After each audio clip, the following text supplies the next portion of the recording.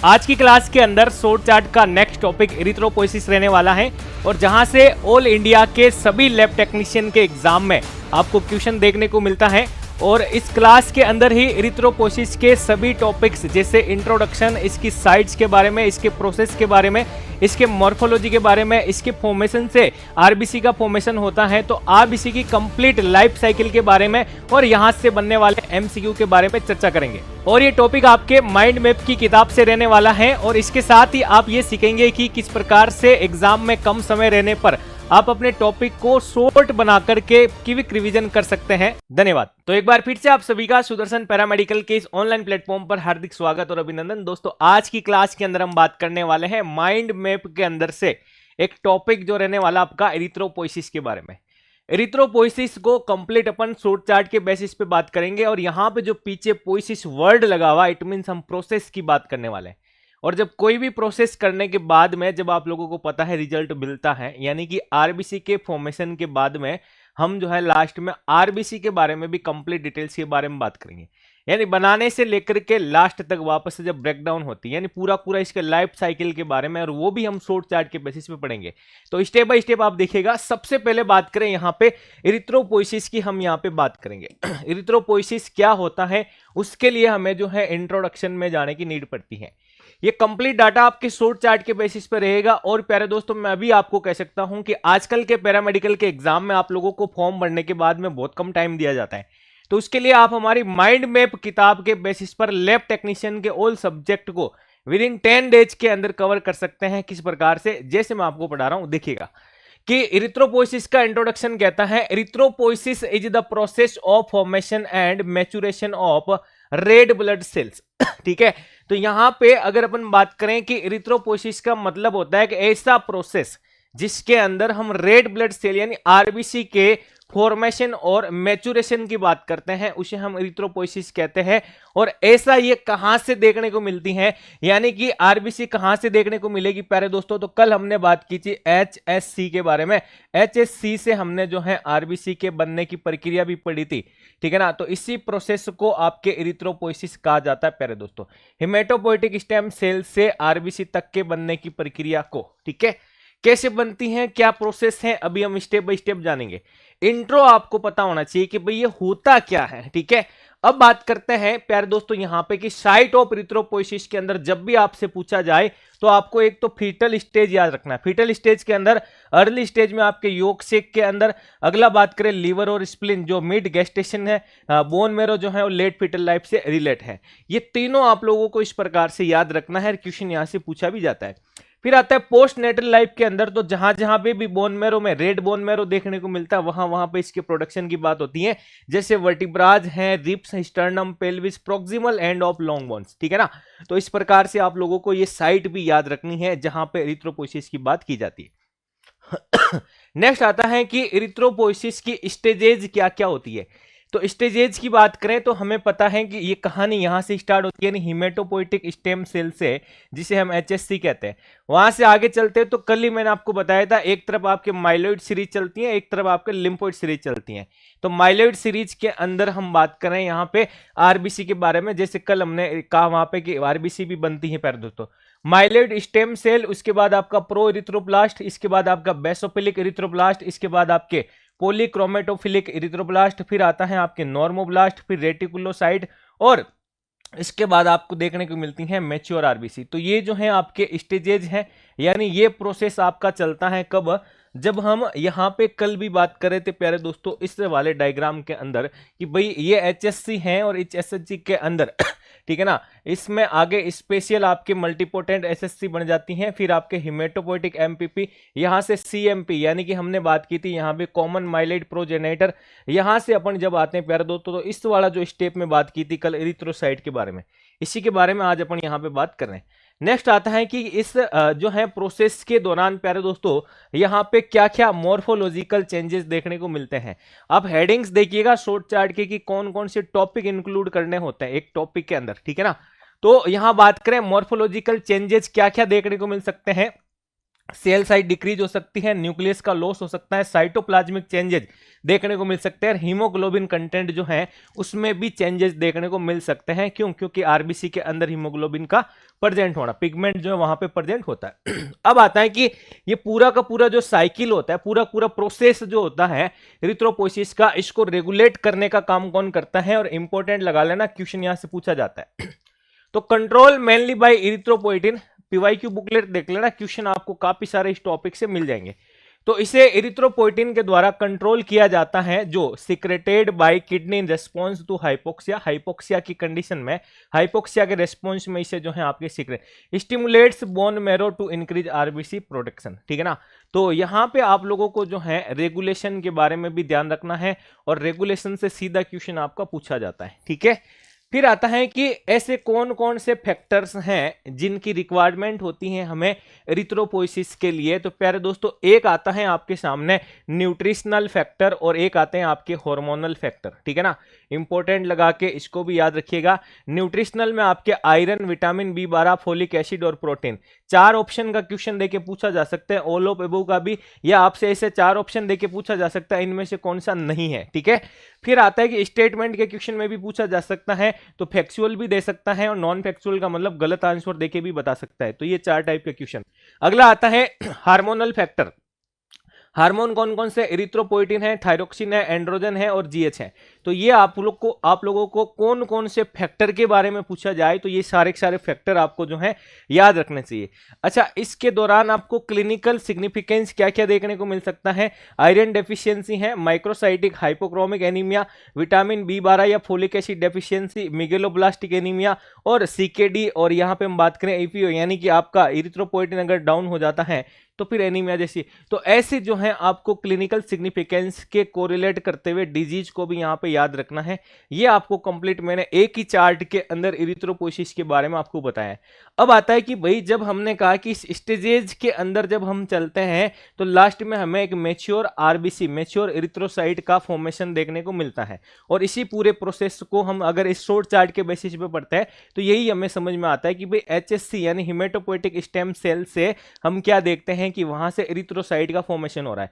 तो इरिथ्रोसाइट का जो फॉर्मेशन हो रहा है, इस इरिथ्रोसाइट के पास में भी कोई ना कोई स्पेसिफिक फीचर्स होगा ना, तो इसलिए हम आरबीसी के पूरे चार्ट को भी एक यहां पे पढ़ लेते हैं कि ये चार्ट क्या कहता है, आरबीसी के बारे में बताता है, पूरा क्या क्या डिटेल बताता है, इसका इंट्रो बताता है, इसकी लाइफ स्पेन बताता है, इसकी मॉर्फोलॉजी बताता है, इसके फंक्शन बताता है, इसके नॉर्मल काउंट बताता है, इसका फॉर्मेशन बताता है, इसका डिस्ट्रक्शन बताता है, इसके क्लिनिकल इंपोर्टेंस बताता है। यानी इतनी सारी चीजें बताता है एक ही चार्ट आपको, ठीक है। तो क्विक रिवीजन के लिए ये आपके लिए बहुत बढ़िया है। अगला बात करें इरिथ्रोसाइट, यहां पे इंट्रोडक्शन क्या कहलाता है? तो इंट्रोडक्शन कहता है आपसे कि इरिथ्रोसाइट आर बाइकॉनकेव, ठीक है ना, anucleated blood cells that content haemoglobin pigment and are responsible for transport of respiratory gases. हमने कहा कि यहाँ पे 4 चीजें आपको याद रखनी। ये बाइकॉनकेव होता है, ए न्यूक्लिएटेड होता है, इसके अंदर हीमोग्लोबिन पिगमेंट होता है जिसके कारण इसके अंदर रेड कलर शो होता है। काम क्या करती है आरबीसी? ट्रांसपोर्ट करने का काम करती है गैसेज का, ठीक है। तो ऐसे आपको 4 इंट्रोडक्शन के अंदर बातें याद रखनी है। अगला आता है कि भाई जब हम इसे देखते हैं तो इसका इसका जो शेप है, अभी हमने कहा एक disc shape, biconcave disc shape, size जो है 7 से 8 माइक्रोमीटर, और न्यूक्लियस एब्सेंट, ऑर्गेनेली एब्सेंट, और कलर जो है आपके हीमोग्लोबिन के कारण हमें देखने को मिलता है, ठीक है। अगला आता है कि प्यारे दोस्तों लाइफ स्पेन, यानी कि अगर ये है तो कितने दिन की इसकी लाइफ साइकिल होती है, लाइफ स्पेन होती है 120 दिनों की। फिर आपकी ये डिस्ट्रॉय हो जाती है कहां पे जाकर के? स्प्लीन के अंदर, ठीक है ना, लीवर, और फिर हम बात करें यहां पे बोन मैरो। अगला बात करें यहाँ पे प्यारे दोस्तों की फंक्शन की बात करें, ये क्या क्या काम करती हैं? तो बड़े बड़ा फंक्शन हमने एक बता ही दिया, ऑक्सीजन ट्रांसपोर्ट का काम करती हैं, CO2 ट्रांसपोर्ट का काम करती हैं, मेंटेनेंस करती हैं ब्लड के पीएच को, और ब्लड के विस्कोसिटी में इसका भी कंट्रीब्यूशन होता है। यानी इसके आपको 4 फंक्शन जो है प्यारे दोस्तों याद रखने हैं, और हर एक यहाँ पे मैं बात करूंगा बॉक्स के अंदर आपको क्वेश्चन देखने को मिलेगा। अब आता है कि इसके फॉर्मेशन की बात, तो फॉर्मेशन के लिए हमने बात करके आए, साइट आपको याद रखनी है, इसके लिए जो है इंपॉर्टेंट फैक्टर्स कौन कौन से चाहिए वो याद रखने हैं प्यारे दोस्तों, ठीक है। तो इसमें हम बात करें iron, vitamin B12, folic acid, protein और ईपीओ की बात हम करके आए हैं। एक आता है इंट्रो के अंदर ही नॉर्मल काउंट्स के रिगार्डिंग, ठीक है ना। तो काफी बार आपको जो है अलग अलग भी पूछा जा सकता है, एडल्ट मेल के अंदर, एडल्ट फीमेल के अंदर, न्यूबॉर्न के अंदर, ठीक है ना। और हीमोग्लोबिन का कंटेंट भी यहाँ पे मैंने एवरेज दिया है मेल और फीमेल के रिगार्डिंग प्यारे दोस्तों। और आपको पता होगा कि आपके हर एग्जाम के अंदर नॉर्मल वैल्यू से 2 या 3 क्वेश्चन पूछे जाते हैं, और ये ऐसे क्वेश्चन है जिसे आप आंख बंद करके भी सही कर सकते हैं अगर आपका थोड़ा सा डेटा एनालिसिस सही हो।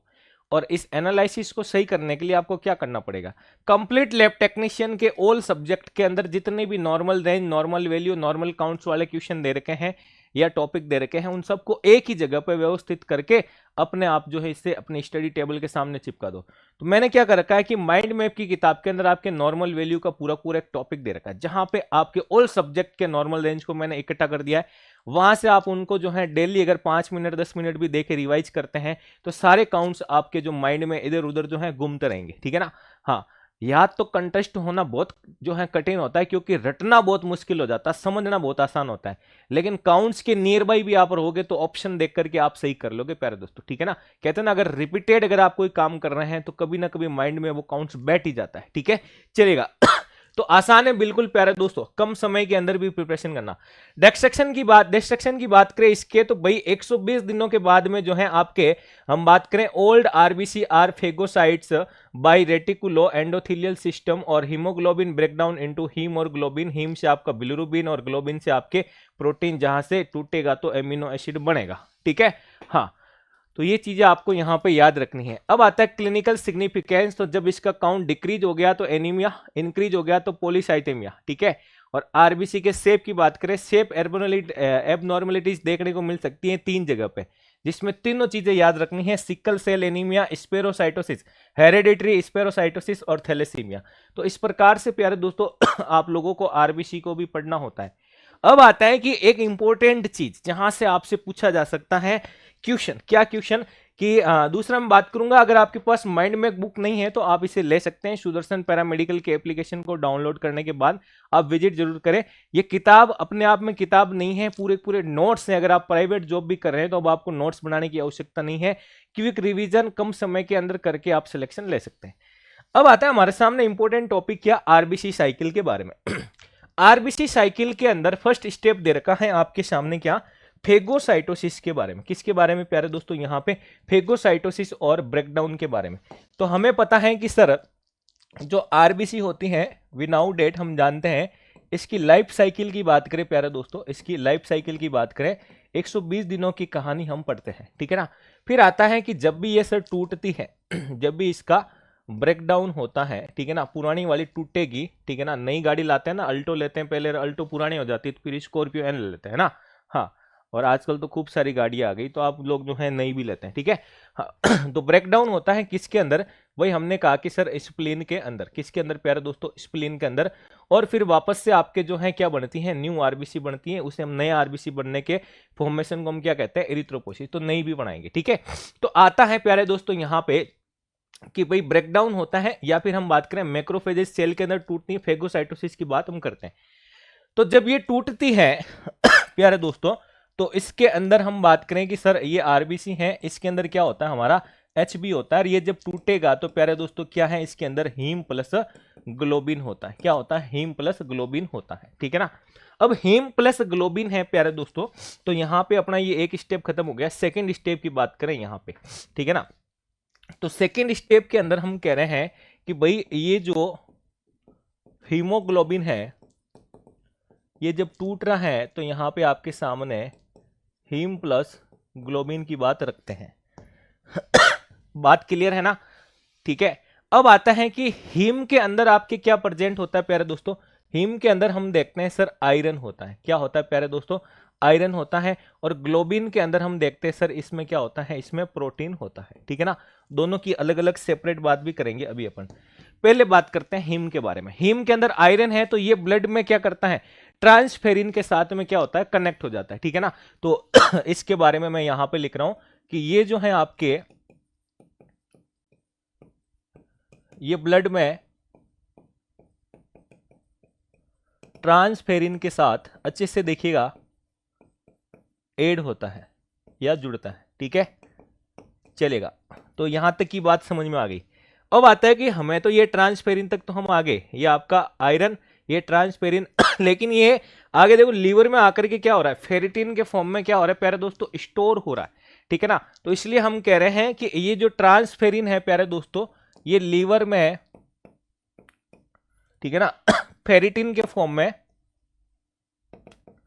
फेरिटिन के फॉर्म में क्या हो रहा है प्यारे दोस्तों, स्टोर हो रहा है। क्या हो रहा है, स्टोर। तो यहां तक आपको समझ में आ गया होगा, ठीक है, कि यहां तक आके सर ये क्या हो जाता है प्यारे दोस्तों, ये स्टोर हो जाता है। कहां तक की बात कर रहे हैं, लीवर के अंदर हम बात कर रहे हैं। अब आता है यहां पे हमारे सामने दूसरा, यानी कि हीम और ग्लोबिन जब ये दो पार्ट में टूटता है प्यारे दोस्तों, ठीक है ना। तो एक तरफ हम बात कर रहे हैं यहां पे हीम के बारे में, तो हीम का पूरा प्रोसेस हमने जाना है।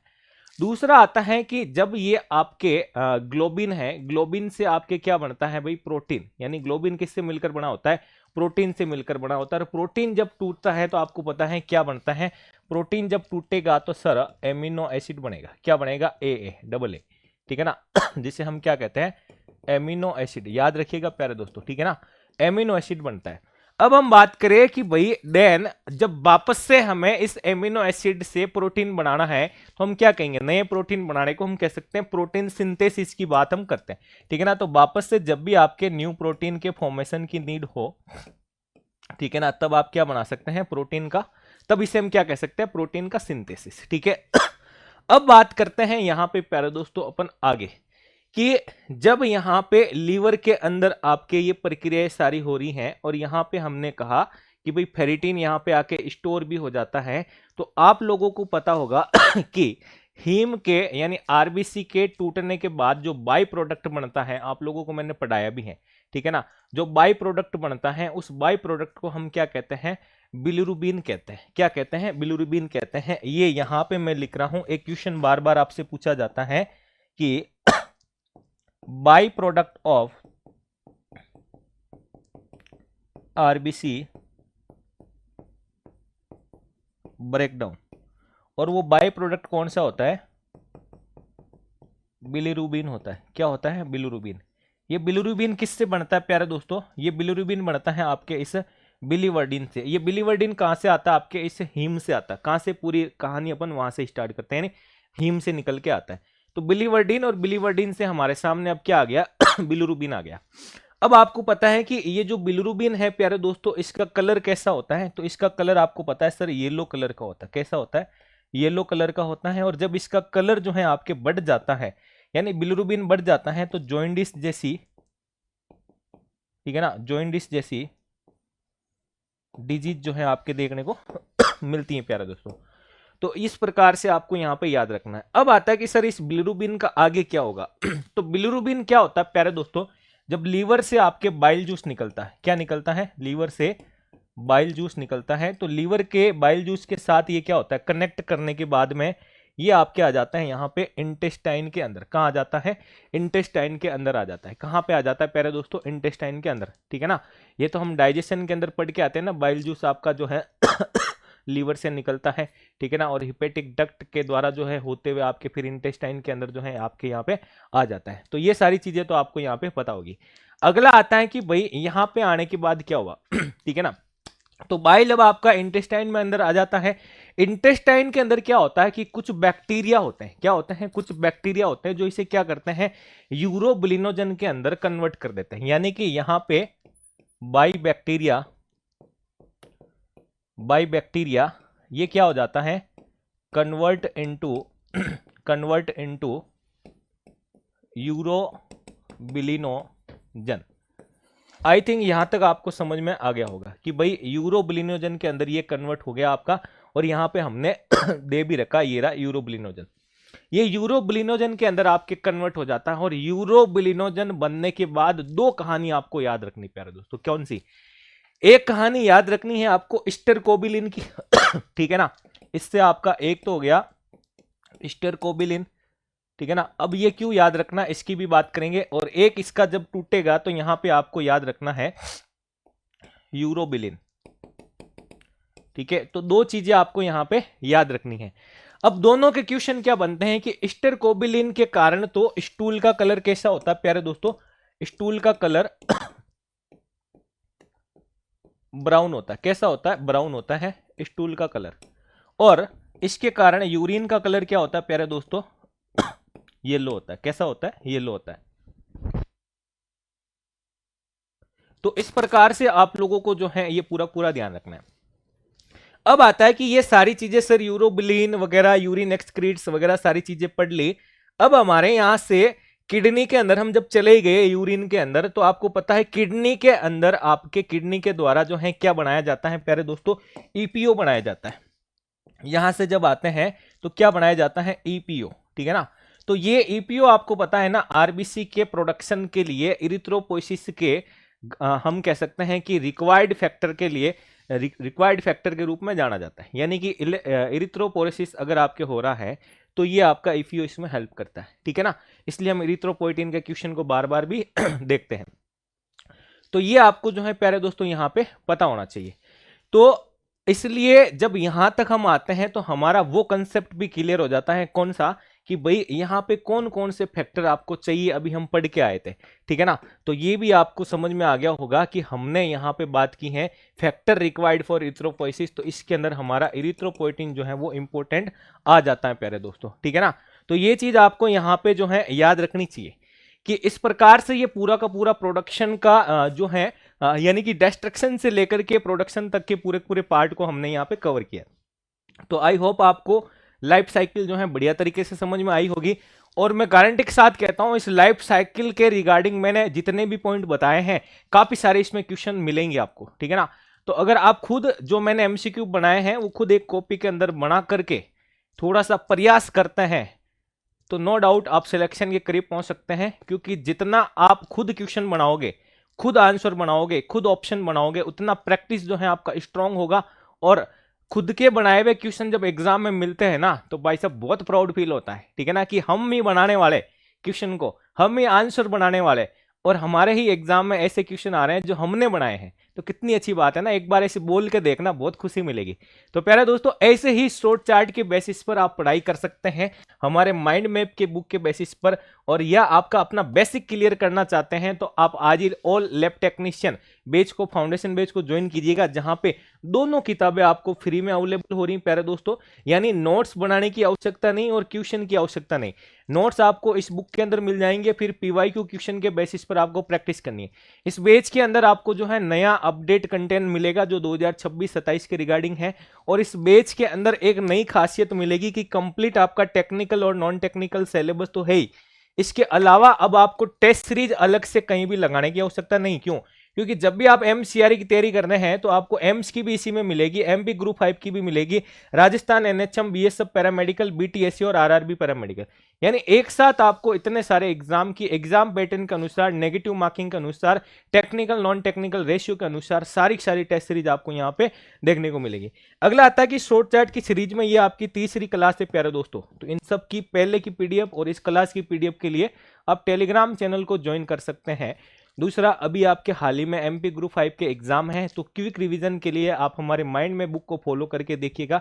10 दिन में सिलेबस को आप कवर कर लेंगे जैसे मैं आपको पढ़ा रहा हूं, और एग्जाम को फाइट कर सकते हैं। ठीक है? तो वीडियो अगर आपको अच्छा लगा है तो एक कमेंट करके जरूर बताइएगा, जिससे मुझे मोटिवेशन मिलता रहे और आगे की क्लास के अंदर हम बेहतरीन तरीके से और परफॉर्मेंस कर सके। धन्यवाद साथियों।